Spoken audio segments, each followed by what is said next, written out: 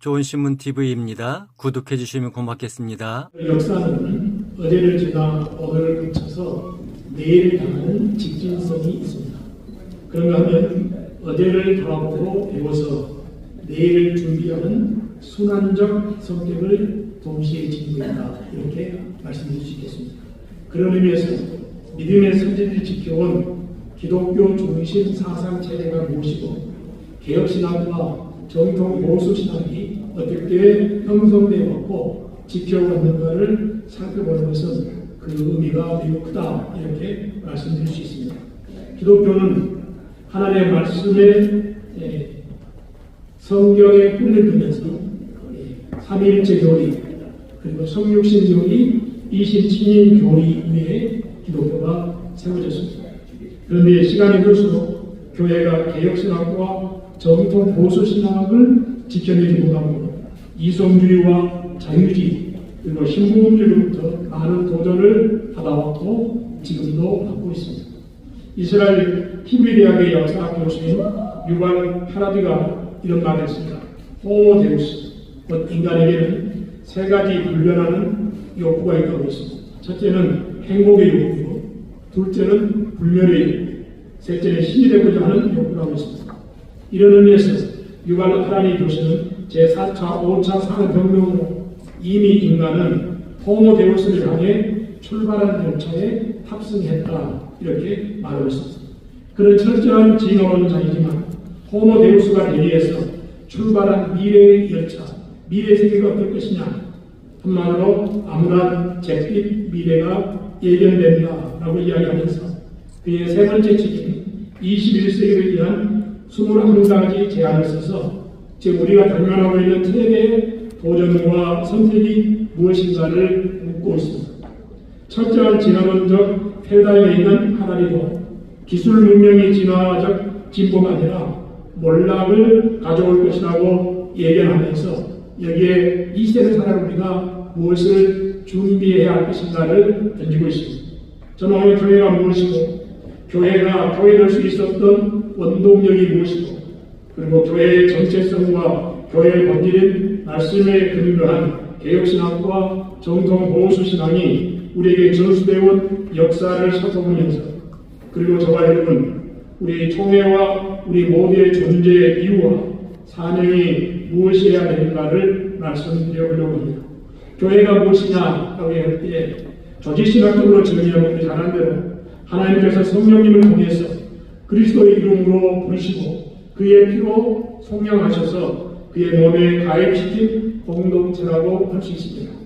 그래서 교회를 우리는 하나님의 교회, 그리스도의 몸, 성령의 전이라 이렇게 이야기합니다. 하나님께서 아담을 자기 형상을 따라 지으시고 아담을 통해서 창조 경륜, 곧 창조 목적을 이루시고자 했습니다.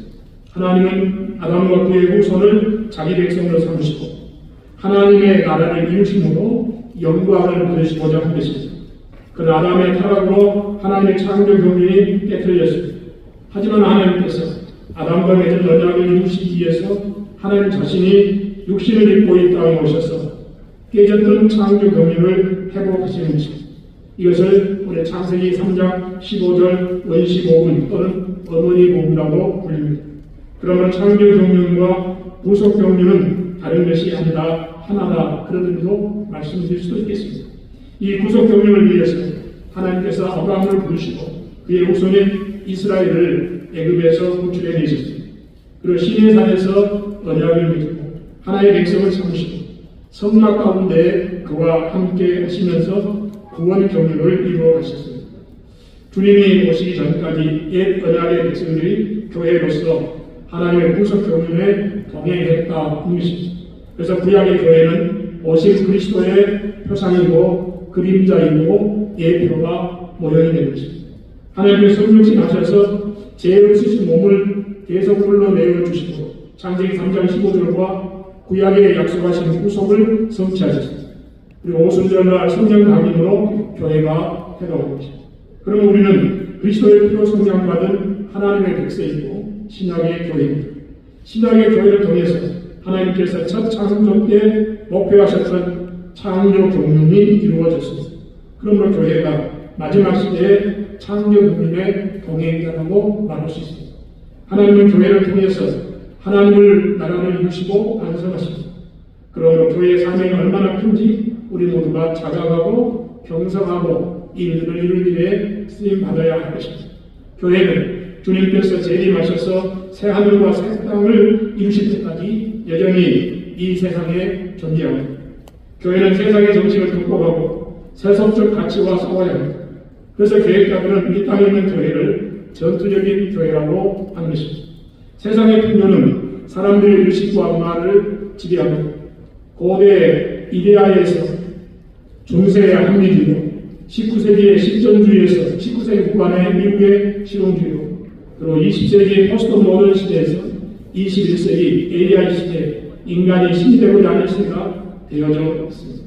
지금 우리가 살고 있는 이 시대는 절대적 지위를 상황화해서 상대적 지위로 바꾸는 위기의 시대입니다. 그러면 오늘만 지금만 위기였느냐? 아닙니다. 교부 시대는 말씀을 헬라화하려고 했고 중세는 스콜라처럼 다른 말로 하면 스콜라 신학으로 아리스토텔레스적이어서 아리스토텔레스의 권위가 성경의 권위 위에 두는 그런 상황이었습니다. 그로 인해서 종교개혁 시대에는 반종교개혁자들에 의해서 수를 헤아릴 수 없는 개혁파 신자들이 재산을 몰수하고 삶의 터전에서 쫓겨나고 망명에게 굴하고 죽음을 당했습니다. 계몽주의와 칸트 이후에 자유주의 문명이 정통교회를 살해했습니다. 실존주의는 부조리한 삶에 대한 저항의 대상을 하나님으로 삼고 있습니다. 그리고 진리를 상대화한 실용주의를 거쳐서 지금은 진리 가치를 인정하지 않는 포스트 모던 시대를 맞이하고 있습니다. 사단은 그리스도를 십자가에 못 박는 것으로 만족하지 않습니다. 교회를 박멸하려는 시도를 멈춘 적이 없고 주님이 오시는 그날까지 절대로 멈추지 않을 것입니다.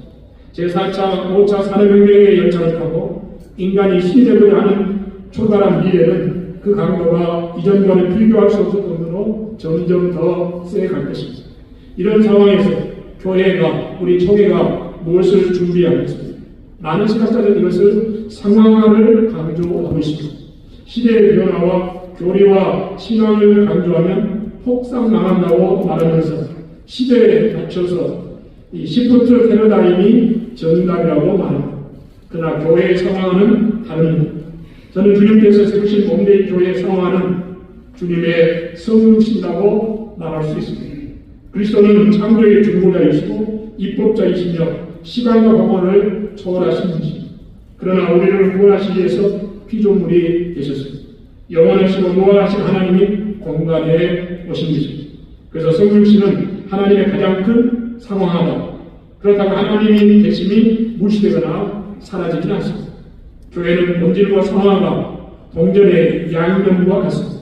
그러나 이 둘이 섞일 수 없듯이 그리스도께서 육을 입으셨지만 신성은 변함없이 중보자 인격 안에 있습니다.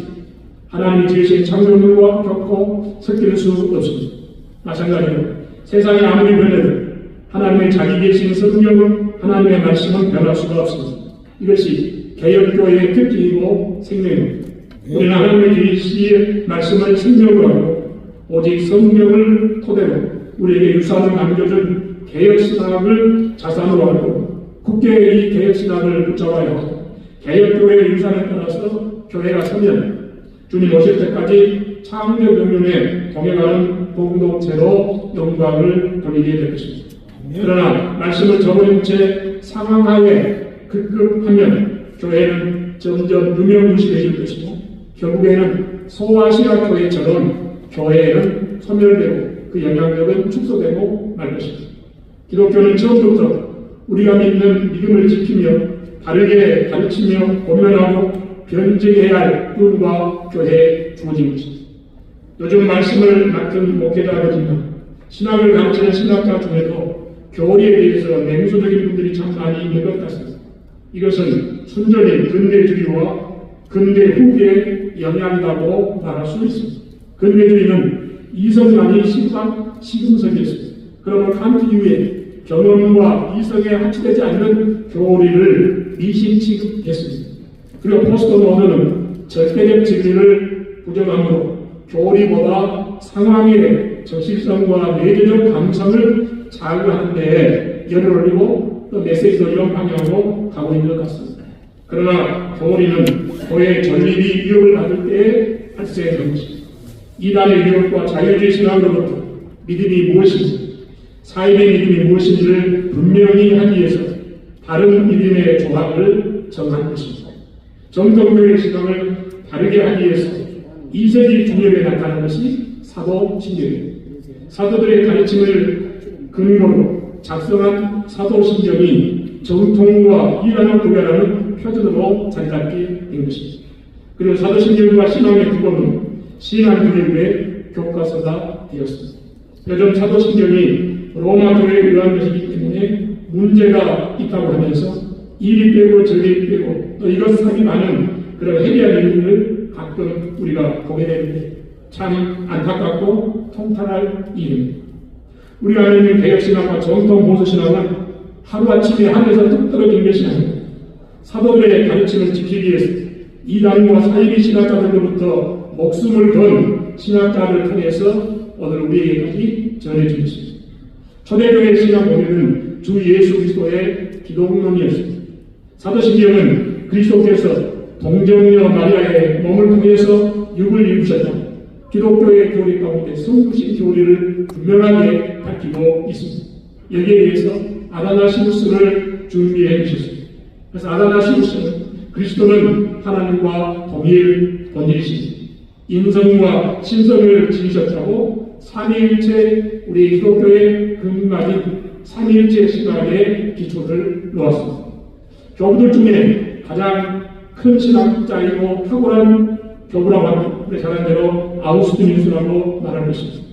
독일의 유실론적 실존 철학자 칼 야스퍼스는 위대한 사상가들이 많았지만 근원의 사유하는 철학자 셋을 뽑으라면 플라톤, 아우구스티누스, 칸트라고 이야기했습니다.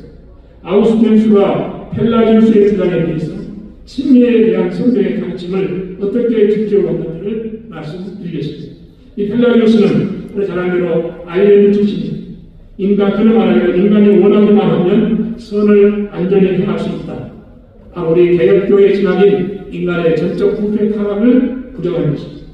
인간은 죄 없이 태어났고 펠라기우스가 이야기하는 것입니다. 본성적으로 죄의 성향을 찾아볼 수도 없다고 말했습니다.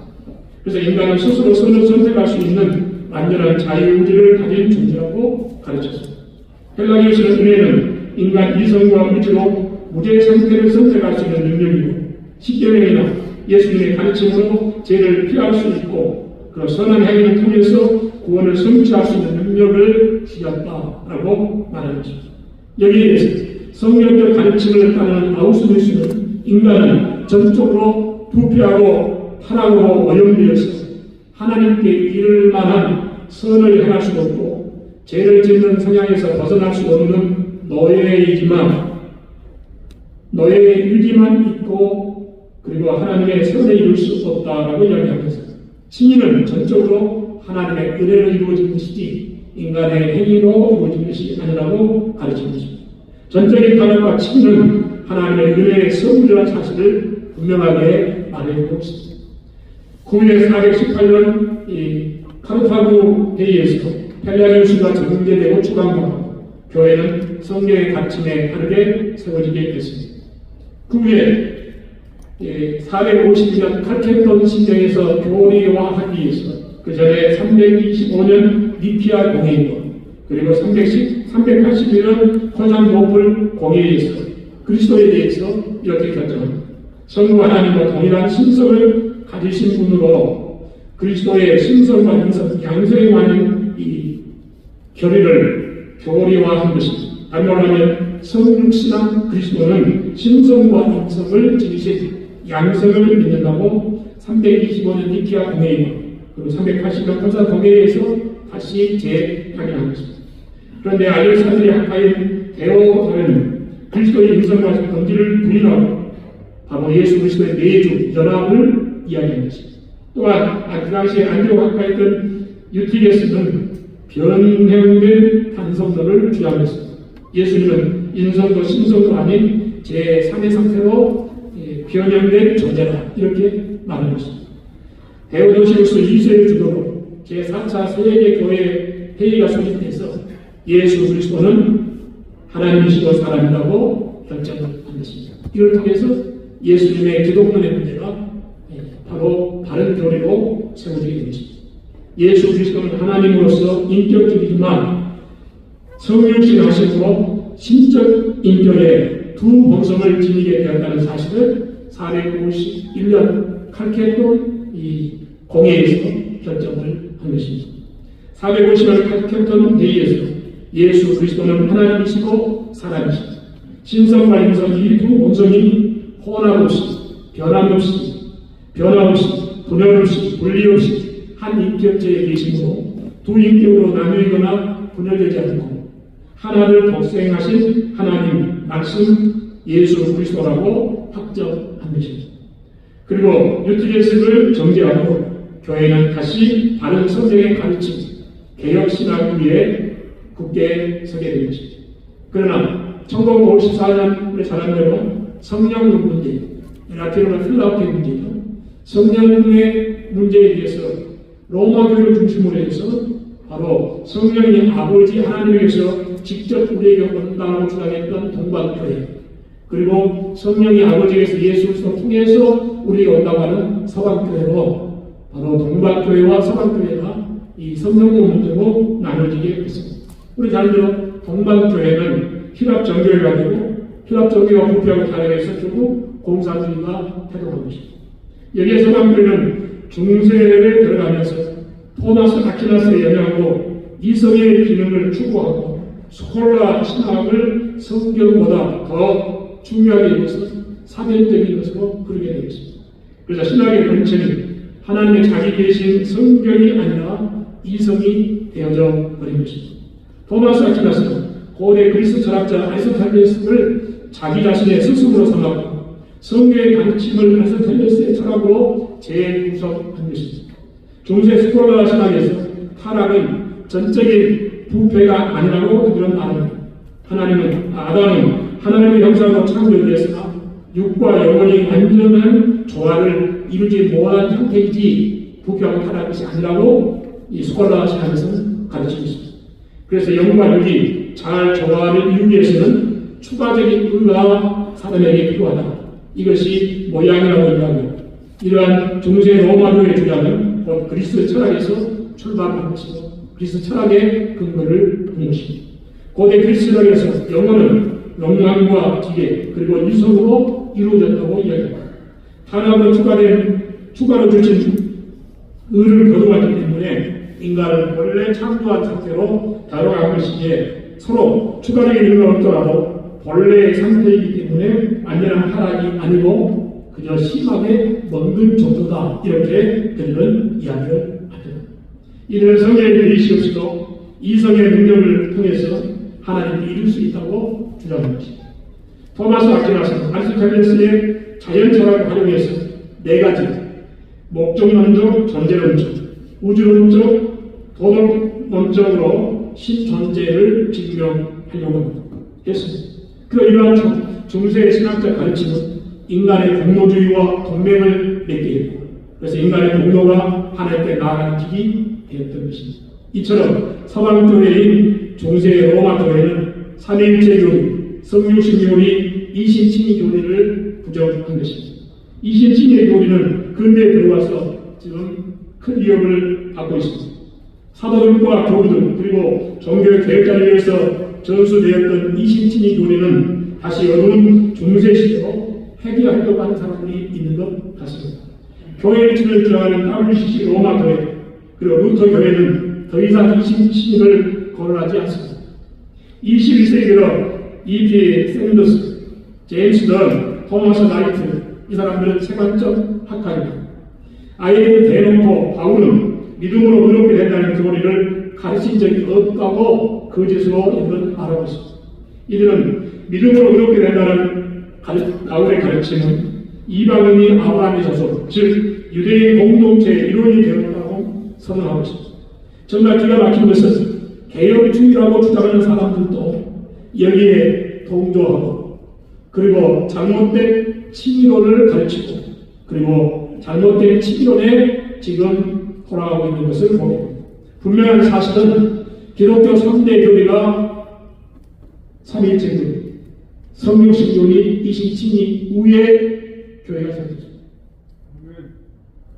그리고 이미 이신친 교리는 중세교회에서 마틴 루터가 1517년 종교를 하면서 이 이신친을 이야기하고 이신친 문제는 이미 오랜 교회가 교리로 정식 채택하고 종결된 문제입니다.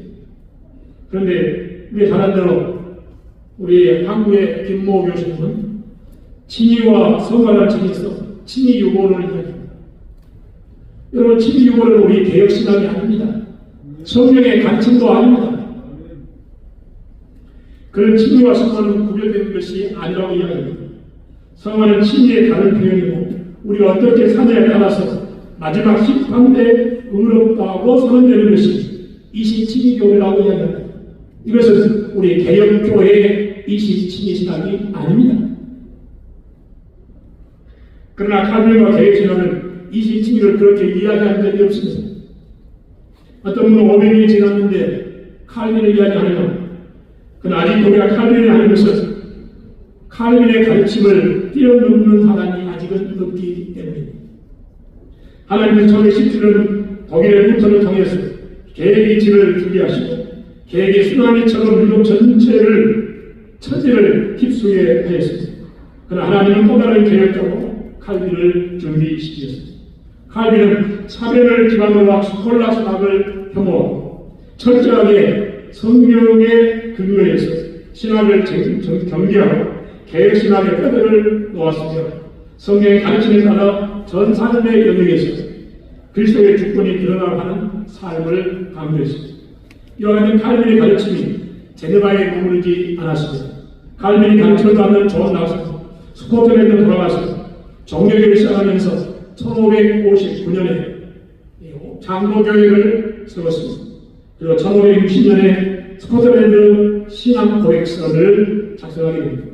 프랑스에서 이근호에 의해서 종교가 일어나고 1560년에 프랑스 신앙 고백서가 만들어집니다. 네덜란드에서는 기도 프레드에 의해서 1561년에 벨기에 신앙 고백서가 작성됐습니다. 프랑스를 제외하고 전 유럽 교회에 모였습니다. 전 유럽 교회에 모여서 1618년부터 1919년에 오랜 약 1년의 시간을 거치면서 회의를 통해서 채택한 것이 있습니다. 그것은 우리는 돌트 신경이라고 합니다. 돌트 신경이 개혁신학과 개혁교회의 꽃이라고 이야기합니다. 왜냐하면 돌트에 의해서 그간 알미니아들이 주장했던 이 능동적 순종주의가 그리고 핵심 준비론이 이방 사상으로 규정되고 그리고 칼빈의 5대 교리인 사람대로 완전 부패, 타락, 무조건 선택, 제한된 속죄, 불가항력적 은혜 그리고 궁극적 구원 이 칼빈의 5대 교리를 돌트에 의해서 우리 개혁교회 정통 개혁신학으로 결정한 것입니다. 이것을 결정한 배경은 방금 말한 대로 이 알미니안들이 인간의 이성에 근거하고 인간의 행위에 근거해서 무릎이 된다라고 하는 이런 것에 대해서 또 더 나아가서 능동순종에 대해서 이 부분을 정확하게 친이론을 결정하는 얘기가 바로 1618년부터 1619년에 있었던 돌트 신경에서 회의에서 결정하는 것입니다. 그리고 종교개혁은 그렇게 끝나지 않고 영국교회로 왔습니다. 우리가 영국에서 발생한 청교도 신학과 신앙에 대해서 좀 말씀을 드리려고 합니다. 우리 자신대로 종교개혁은 독일에 시작했지만 스위스와 프랑스와 그리고 영국으로 넘어가죠. 왜냐하면 그 당시에 이제 점점 독일의 힘은 약화되고 영국의 힘은 점점 세가기 때문입니다. 그래서 1558년에 레위 요한이 사망하고 이 프로테스탄트 배경, 바로 종교 개혁자들에 의해서 이 왕이 됐던 엘리자베스 2세가 왕이 되자 이 박해했던 종교 개혁자들을 박해했던 사람들이 하나둘씩 영국으로 돌아오게 됩니다. 그런데 이 엘리자베스는 로마 교황청의 그늘에서 벗어나는 것을 좋았는데 자기가 왕권을 강화하기 위해서 성공회를 국교로 삼는 것입니다. 이런 사람들은 중세 교회는 국가의 수장이 교황이었습니다. 그래서 교회 밑에 다 누가가 있었던 거죠. 그러나 종교의 과정을 거치면서 영국에 와서는 엘리자베스 1세가 이것을 정치적으로 뒤집은 것입니다. 교회의 수장은 국가의 왕이다. 그래서 왕 밑에 모든 교회가 다 거기에 들어가게 된 거죠. 여기에 대해서 이 엘리자베스는 1559년에 수장제를 발표합니다. 그 수장제는 국교의 애리와 기도 그리고 선배 진정을 위해서 통일령 공포하고 이에 따르지 않는 자를 형벌에 던졌습니다. 다른 말로 하면 영국 국교화에 대해서 저항하는 이 개혁신학자들을 죽이기 시작하고 핍박을 하기 시작했다라고 하는 것입니다. 이런 가운데 로마 교회 잔재를 개혁하고 그리고 영국 교회를 청결케 하는 운동이 있었는데 이 운동이 바로 청교도 운동입니다. 청교도 운동은 겉으로는 멀리는 중세 로마 교회의 잘못된 것을 개혁하자는 것이고 가장 가까이는 영국 교회가 엘리자베스가 바로 성공회를 통해서 수장제를 발표함으로 개혁신학에서 잘못된 것을 바로잡고 고치는 운동을 하자라고 해서 출발하는 운동이 청교도 운동입니다. 그런데 이 청교도 운동은 세 분류로 나눌 수가 있습니다. 우리 한국교회 목사님들이 11월달 추수감사절을 하면 청교도 운동에 대해서 이야기를 많이 하는데 굉장히 부분적이고 오해하는 분들이 많이 있습니다. 이 청교도 운동을 우리는 세 분류로 나눌 수 있는데 첫째는 영국 교회에 소속되어 있으면서 그 안에서 개혁하려고 하는 청교도가 있습니다. 소속은 영국 교회에 소속입니다. 그 안에서 개혁을 해야 됩니다. 그 대표적인 사람이 윌리엄 퍼킨스 그리고 존 프레스턴 그리고 리차드 십스 그리고 존 카너 토마스 퀴너 이런 사람들은 영국 교회 안에서 개혁하려고 하는 무리들 이런 청교도입니다. 둘째 분이 있습니다. 이거는 영국 교회로부터 완전히 분리돼서 영국 교회를 떠나서 분리하는 그런 청교도 운동을 한 사람이 있습니다.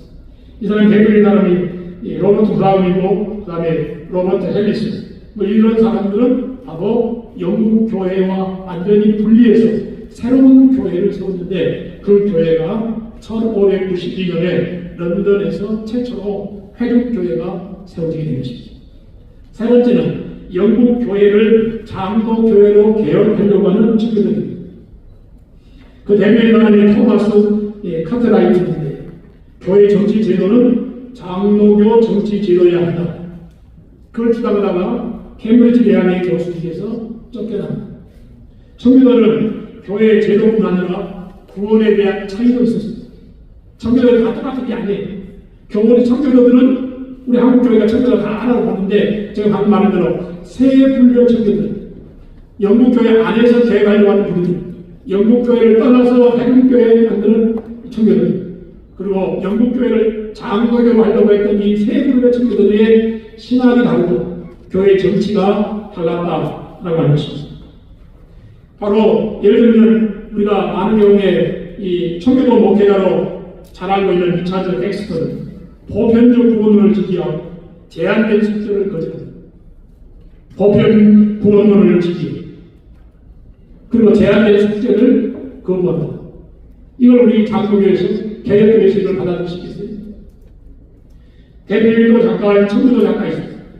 존 밀턴이 밀턴은 본인은 자기는 개혁주의자 칼빈주의자라고 말하는데 그런 주장을 보면 알미늄자이고 원죄와 예정성을 믿지 않았습니다. 스코틀랜드와 영국 이런 잘 알죠. 영국은 제위에는 스코틀랜드이고 가운데는 영국이고 밑에는 아일랜드 큰 세 개의 섬으로 영국 제국을 이루고 있지 않습니까? 그런데 그 당시에 영국은 이 성공회로 국교화 만든 것입니다.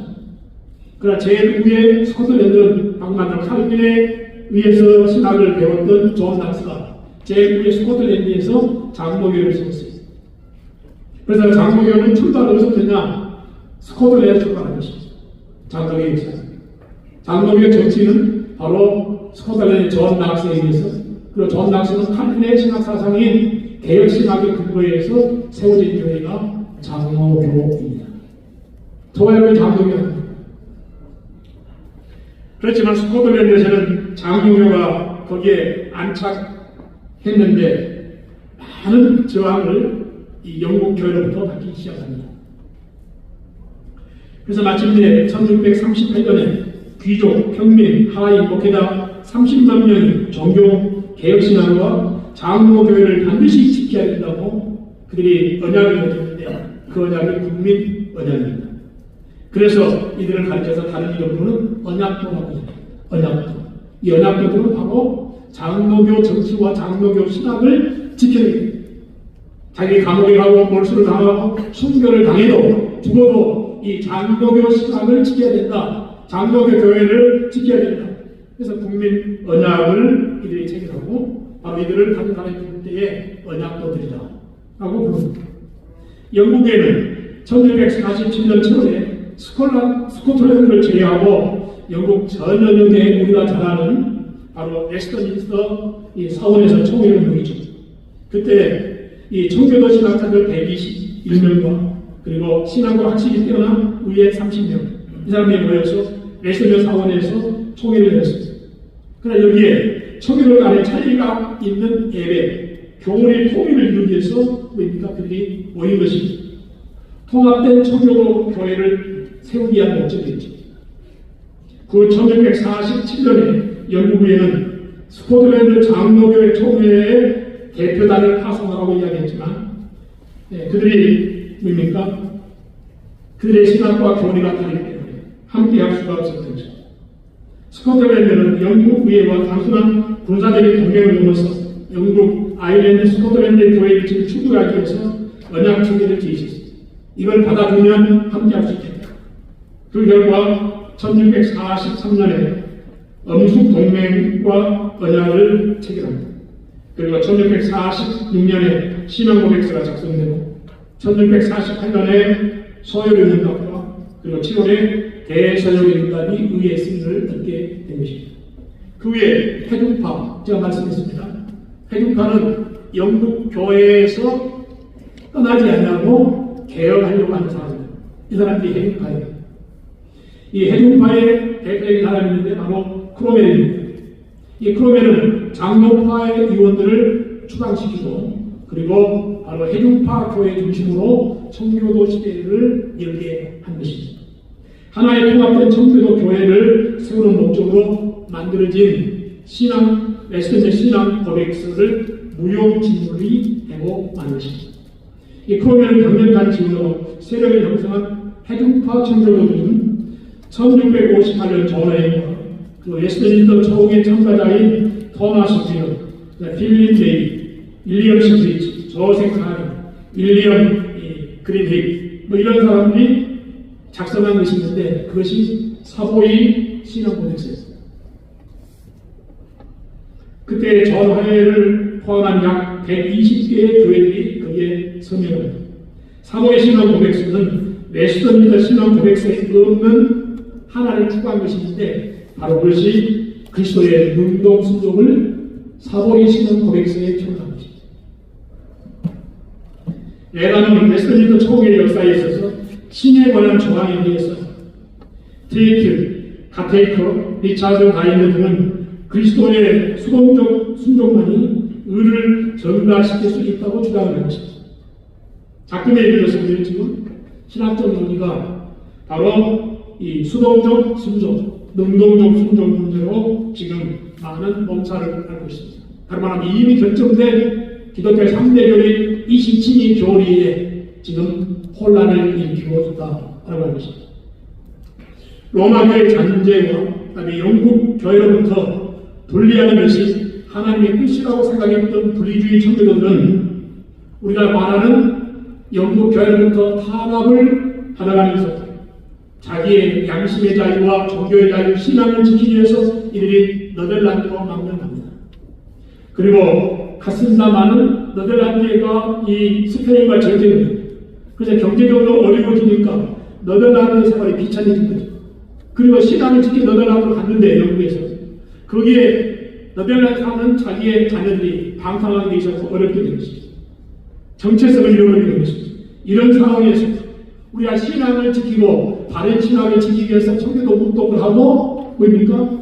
바로 영국 교회를 분리해서 새로운 교회를 세우려고 했는데 이렇게 되니까 더 이상 그곳에 머물 수 없어서 이들이 영국으로 교회로부터 왔던 51명과 그 네덜란드에서 바로 10명이 교회 51명 해서 60명 해서 102명이 바로 우리 자녀로 에어플라이를 타고 미국으로 건너간 것입니다. 우리 지금 한국교회가 종교 개혁과 투수 남자들 이야기하면 바로 영어만 이야기해요. 청교들이 세분파라고 하는 이야기 안 하고 방금 바로 분리주의 청교들만 이야기합니다. 분리주의가 말 많고 청교도들이 신앙 지키기 위해서 네덜란드에서 영국, 미국으로 갔다. 그 배경을 그것만 이야기하지 왜 이들이 어떤 배경에 의해서 그렇게 됐는가 하는 것을 이야기하지 않습니다. 1620년에 영국 본토에 거주한 52명 그리고 네덜란드에 망명했던 51명이 우리 장례로 에어플라이를 타고 미국 동부의 매사추세츠주에 바로 도착한 것입니다. 영국 플리머스에 출발했기 때문에 이들을 가르쳐서 플리머스 필그림 이렇게 불리기도 합니다.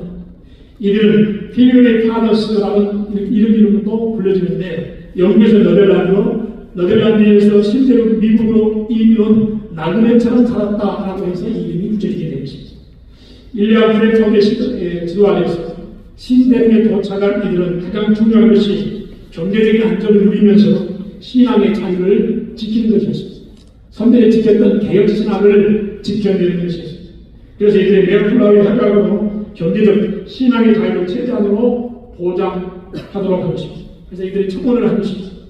이민은 이 분리주의 선교들에게 가장 중요한 것은 또 다른 이들을 제한하거나 요즘 말하는 거는요 차별하게 만드는 거죠. 차별, 제한하거나 외회할 수 없다라는 것을 그런 이야기입니다. 이 플리머스 분리주의는 정치와 종교를 완전히 분리를 시켰습니다. 종교 분리 원칙 그래서 생겨난 것입니다.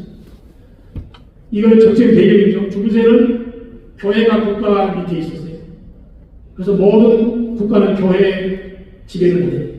영국에서는 정교 이후에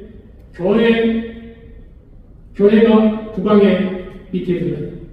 그래서 이 여기에 대해서 이 미국에 거쳐간 분리주의 교회자들은 교회와 국가가 분리된 종교와 국가가 분리된 이걸 주장을 이들이 하기 시작합니다.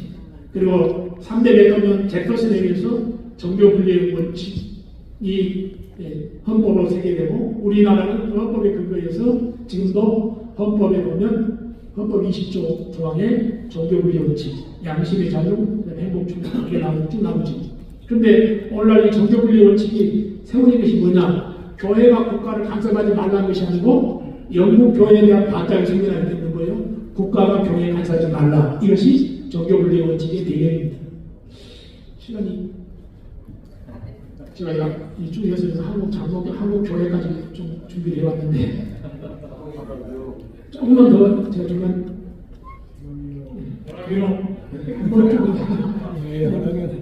제가 좀 이렇게 좀 건너뛰었으면 하겠습니다.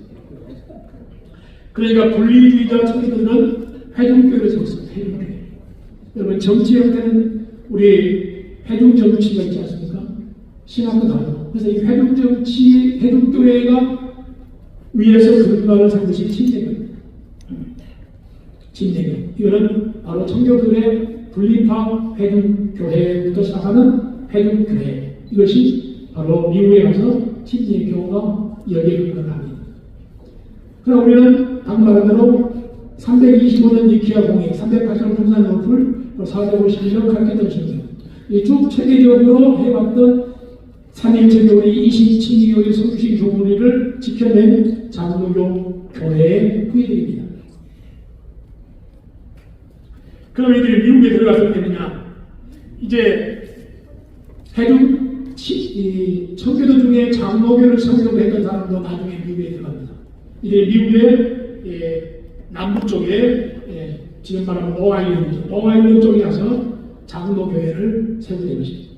그러니까 처음에는 분리파 회중교회가 미국에 들어가고 이것도 청교도 이름이고 그래서 우리는 이 청교도들이 미국을 건설한 것으로 생각합니다. 이름만 들어간 게 아니고 후에 네덜란드에서 그리고 영국에서 유럽에서 계속해서 미국으로 넘어오는 거죠. 넘어왔는데 장로교 신학을 가지고 있는 사람들이 미국 남부 롱아일랜드에서 미국의 장로교를 세우게 된 것입니다. 미국 장로교, 스위스 장로교회, 그리고 소세별 장로교회, 뉴 잉글랜드 청교도들에 의해서 다양하게 구성에서 출발했습니다. 그러나 이들이 하나 될 수 있었던 것은 칼빈의 가르침과 웨스터민스터 신앙 고백서에 근거해서 하나가 되었던 것입니다. 신앙이 같았기 때문에 그들이 하나 될 수 있었다. 그런 이야기죠. 새롭게 구성된 교회는 북송교 성당에서 1716년에 대회가 됐기 때문에 미국 장로교회는 모든 목사에게 웨스터민스터 신앙 고백서가 그의 신도임을 고백하게 하고 거기에 근거해서 교회를 교육을 시켰습니다. 장로교 교인들은 거룩한 상품을 이야기하고 하나님의 말씀과 칼빈의 신학을 전수하고 그래서 목회자가 교육하는 학교가 필요했습니다. 이를 위해서 윌리엄 터넷이 학교를 세웠는데 그 학교가 통나무 학교입니다. 미국 최초의 바른 신학과 그리고 성경을 가르치는 학교, 이게 통나무 학교죠. 이 통나무 학교는 나중에 우리 미국의 찬란한 프리턴 신학교가 됩니다. 프리턴의 전신이 바로 이 통나무 학교입니다. 그래서 이 미국의 개혁 신학을 지켜왔던 것이 바로 프리턴 신학입니다. 물론 여기서 말하는 프리턴은 전기를 말하는 것입니다. 전기. 세워서부터 부패하고 타락하기 전, 변질되기 전, 여기까지를 말할 때 프리턴 신학이라고 이야기할 수 있죠.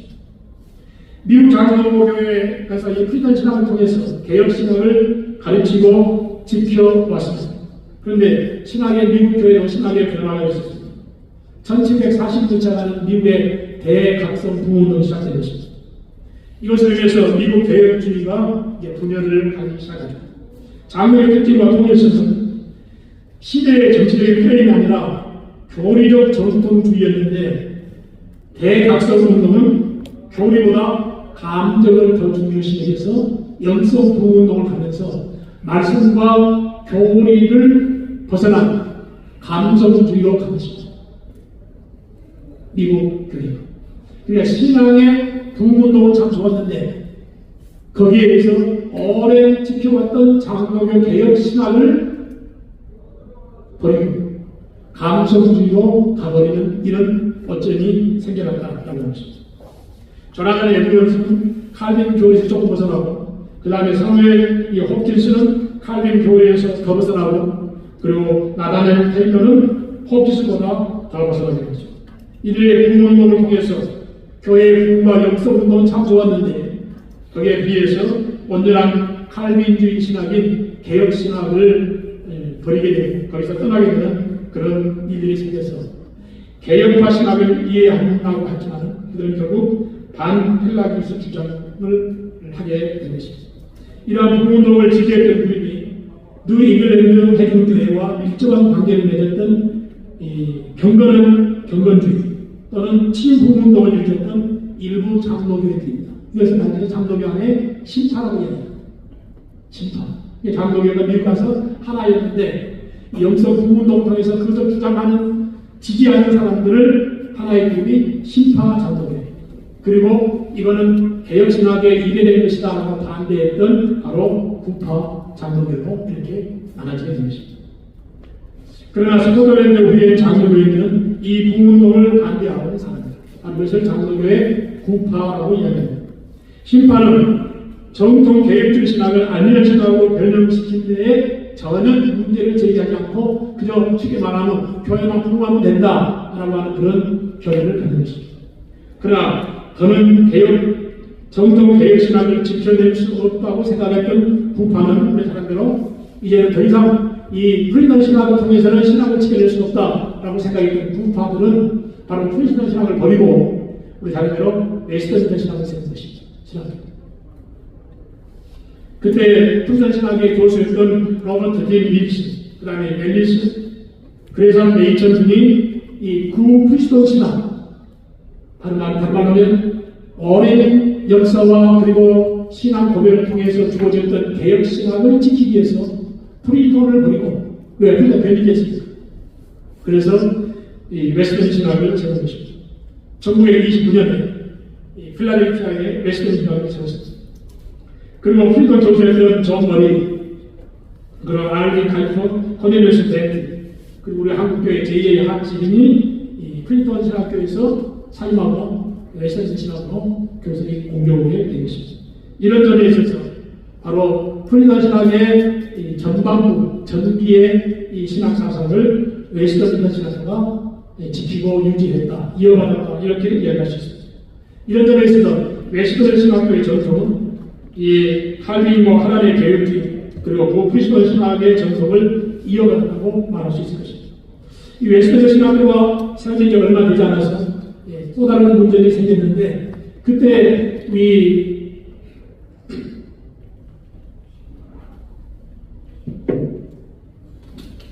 메이첼의 제자 가운데 아주 탁월한 사람이 두 사람이 있었는데 하나는 급진적 이 근본주의를 주장하는 칼 맥킨타이어 박사, ICC 칼 맥킨타이어 박사.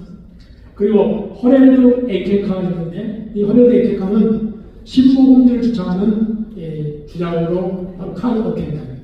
그러니까 이 메이첼의 제자 가운데 극보수가 나왔고 그리고 자유주의는 아니지만 개혁신학에서 복음주의로 가는 신복음주의를 만들면 허렐드 에케카가 생겨나게 됐다라고 것입니다. 이 칼 맥킨타이어는 전천주의자였습니다. 그리고 성경을 문자적으로 해석하고 반문학, 반지성을 그는 주장하는 것입니다. 그래서 칼 맥킨타이어는 자기 자신을 근본주의라고 이야기했습니다. 이 극단적 근본주의를 가르치던 여기에 비해서 이 허렐드 에케카는 신복음주의를 태용하게 만드는 작품이 된 것입니다. 이 한국의 이 신학 형성을 이야기하기 위해서 제가 미국의 한 사람을 소개하고 가야 될 것 같습니다. 바로 그것은 루이스 펄코프입니다.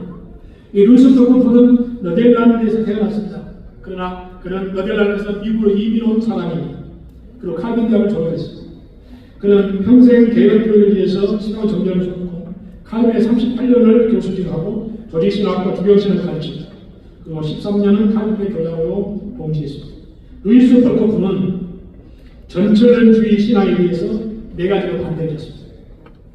문자적 해석의 잘못, 천년왕과 그물질 부활의 성경적 기초가 되냐면 교회와 이스라엘 나라를 완전히 구분하는 것은 계시의 통일성을 파괴한 것입니다. 그리스도의 구원을 무효화시키고 교회의 축복을 강탈한 것입니다. 네 번째, 천년왕국은 그리스도 왕권의 영원성을 부정한 것이라고 반박을 했습니다. 그러니까 바로 루이스 펄코프도 무천년주의자라는 것이죠. 개혁신학에서는 전천년자가 아니고 무천년주의자가 있습니다. 그런데 루이스 펄코프의 조직신학을 번역해서 우리 총신의 교수였던 박형용 박사는 전부 거의 루이스 펄코프의 교회신학을 번역했지만 종말론에 관해서는 전천년, 루이스 펄코프는 무천년 주장했는데 그 부분만 전천년으로 바꾸어서 번역하고 그리고 교회신학을 가르쳤던 것입니다. 그런 면에 있어서 박용영 박사의 공헌이 있다면 바로 루이스 펄코프의 조직신학을 우리 가르친 것이 큰 공헌이고 그러나 개혁신학자들이 주장해왔던 무천년을 빼고 전천년으로 바꾸는 것은 좀 논점이 아니겠는가 제 개인적인 생각을 가졌습니다. 좋은 신문 TV를 시청해 주셔서 감사합니다.